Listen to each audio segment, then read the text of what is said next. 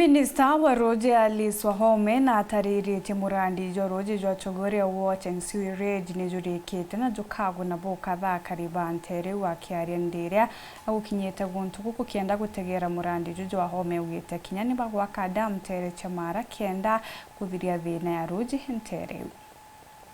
Minista wa RUUJI ndeni ya nthiguru ya Kenya aliswahome muthenya we munthi arariunga akiri gicigo mbunge kia MAARA arariungira murandi wa RUUJI na siwenjia chogoria murandi uraumbite kwithirwa ukithina mbere gwa kagita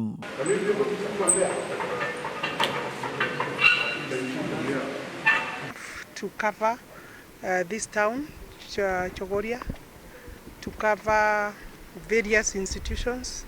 We have Chuka University where we are now finishing. That's the only bit that is remaining.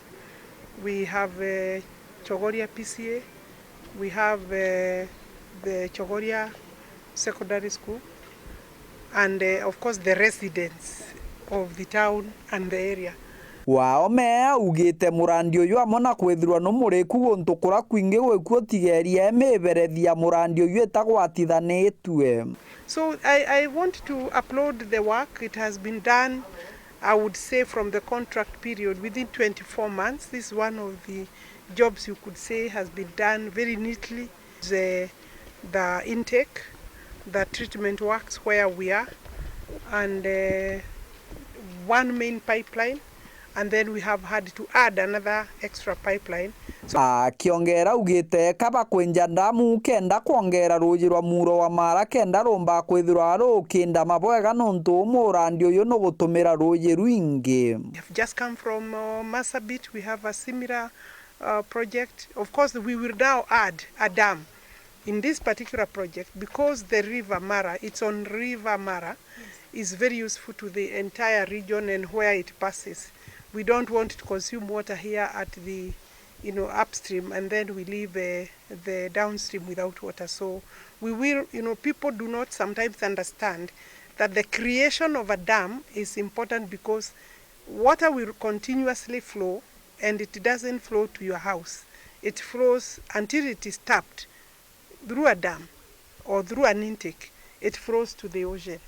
Kirikiria ugite akariba kaunti ya THARAKA NITHI kaunti Muturi kaba kagea na weteri bwa RUUJI rwa kurima akiugaga wona ndamia kiboka ya kwera ikiritwe kiara Ndagitari William Ruto bakagania RUUJI. Kitui, about 3-4 counties. Kitui will be a big beneficiary, Tana River and THARAKA NITHI. So I want to urge them in the long term. That is really the solution for those particular counties. Other smaller projects will be coming as we distribute and look at the funding available.